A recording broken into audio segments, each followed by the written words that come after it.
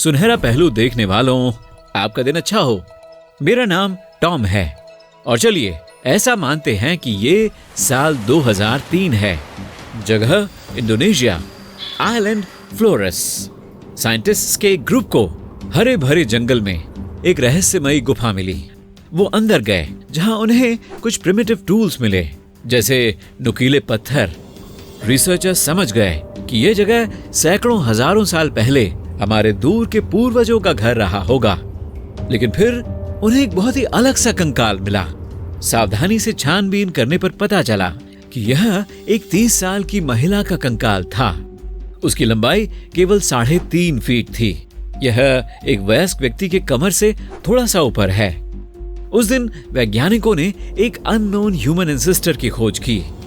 उन्होंने इस स्पीशीज को होमो फ्लोरेसिएंसिस या आसान भाषा में हॉबिट कहा। और भी ज्यादा वैज्ञानिक गुफा में पहुंचे और गहराई से खुदाई की। आर्कियोलॉजिस्ट को 8 और छोटे लोगों के अवशेष मिले। ऐसा लगता है कि 1 लाख साल पहले हॉबिट्स की एक पूरी स्पीशीज थी। साथ ही वैज्ञानिकों ने कुछ और अद्भुत जीवों के अवशेषों की खोज की। पता चला कि अतीत में ये गुफा एक असली फैंटेसी वर्ल्ड जैसी थी। जैसे कि रिसर्चर्स को टेरोडैक्टिल्स के साइज के विशाल सारस के कंकाल मिले। इन पक्षियों की तुलना में हॉबिट्स बहुत छोटे लगते होंगे। वैज्ञानिकों ने ऐसे अवशेषों की भी खोज की जो आज के हाथी के रिश्तेदार रहे होंगे। वो जीव एक गाय के साइज का था। लेकिन सबसे आश्चर्यजनक खोज प्राचीन कोमोडो ड्रैगन थी।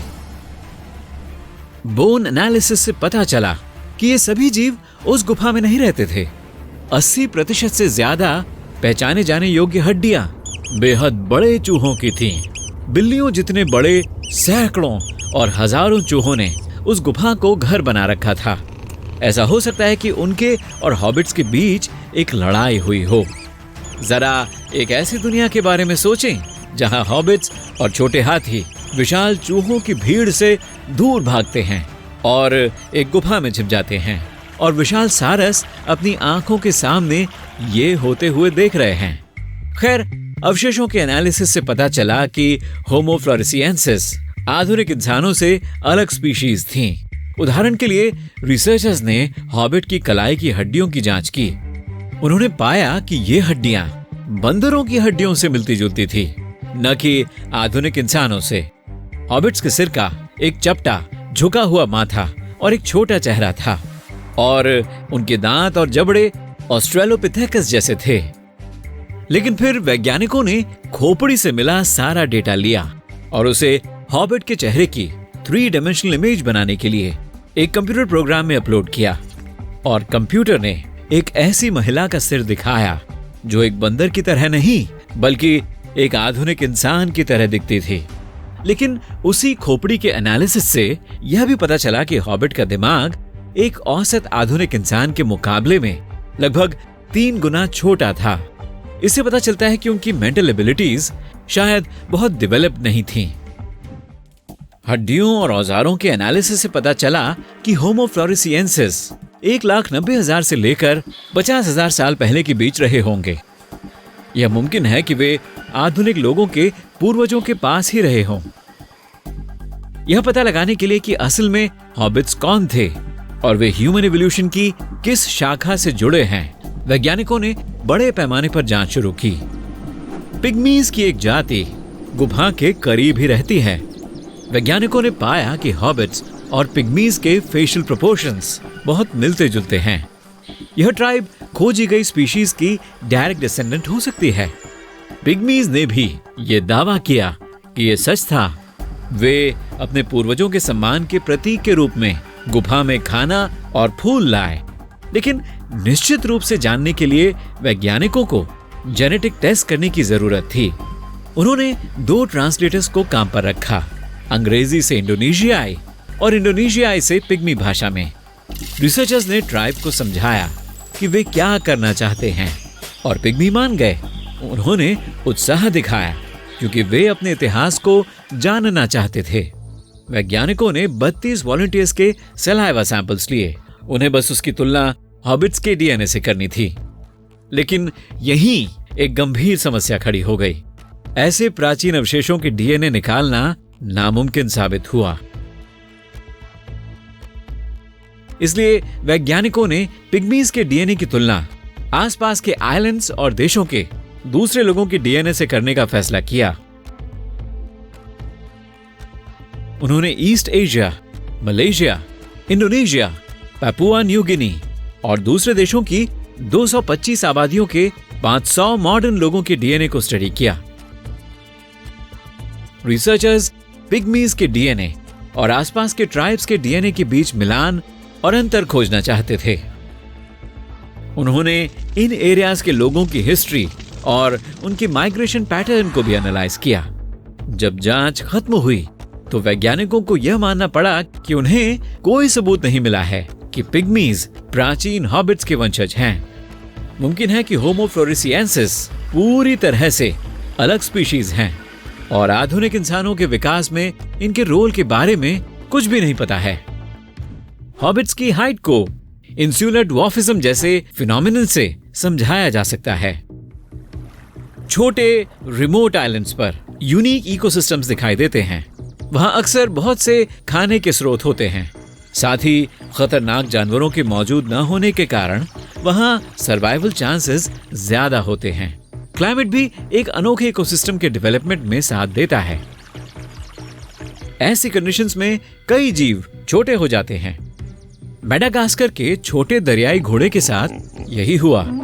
फ्लोरेस आइलैंड पर छोटे हाथी रहते थे, लेकिन कभी कभी ऐसे इकोसिस्टम बेहद बड़े जानवर बना सकते हैं, जैसे कि चूहों और सारस के साथ हुआ। वैसे आइलैंड पर अभी भी बहुत बड़े चूहे रहते हैं।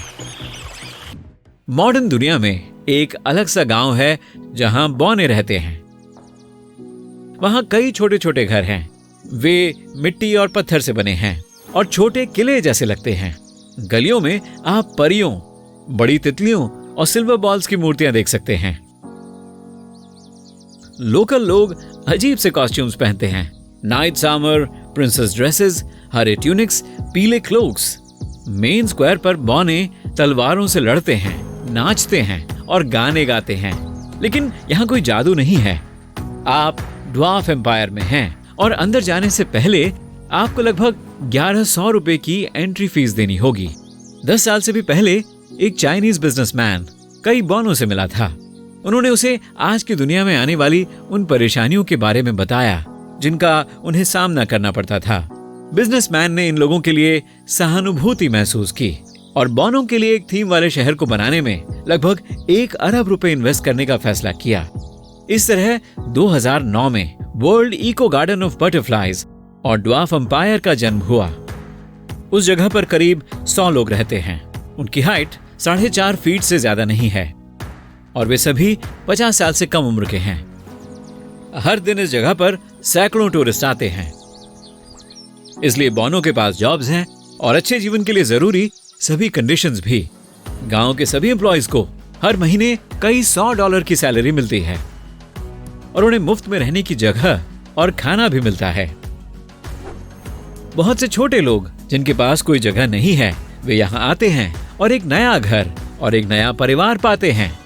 वैसे चाइना में भी बौनों का एक और गांव है, यांगसी गांव।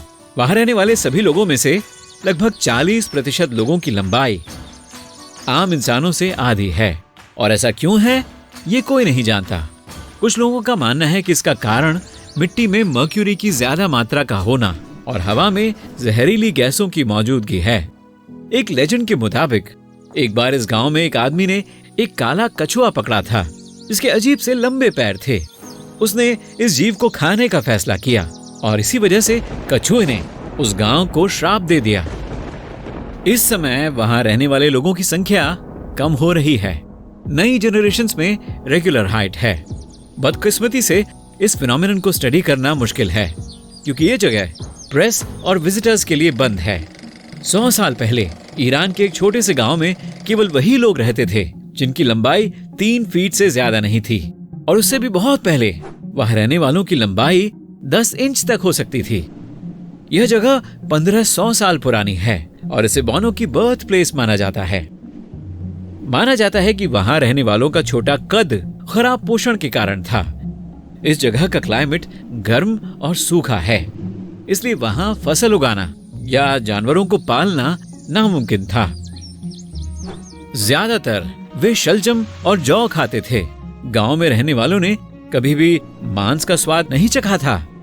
केवल 20वीं शताब्दी में जब सड़कें बनी और कार उपलब्ध हुई, तब जाकर वहां बेहतर खाना लाना मुमकिन हुआ। अब गांव में करीब 700 लोग रहते हैं और वे सभी औसत हाइट के हैं, लेकिन पत्थर और मिट्टी के बने छोटे छोटे घर इस बात के सबूत हैं कि वहां कभी बौने रहते थे। ऐसे घरों को बनाना और गर्म रखना आसान होता है, लेकिन सबसे जरूरी बात यह है कि वे विदेशी आक्रमणकारियों से छिपे हुए थे। वहां रहने वालों को उम्मीद है कि इस जगह का यूनिक आर्किटेक्चर ज्यादा टूरिस्ट को आकर्षित कर सकता है। देखने के लिए शुक्रिया। मेरा नाम टॉम है और मिलते हैं अगले वीडियो में, जहां हम सुनहरा पहलू के साथ मिलकर हर दिन कुछ सीखते रहेंगे। बाय।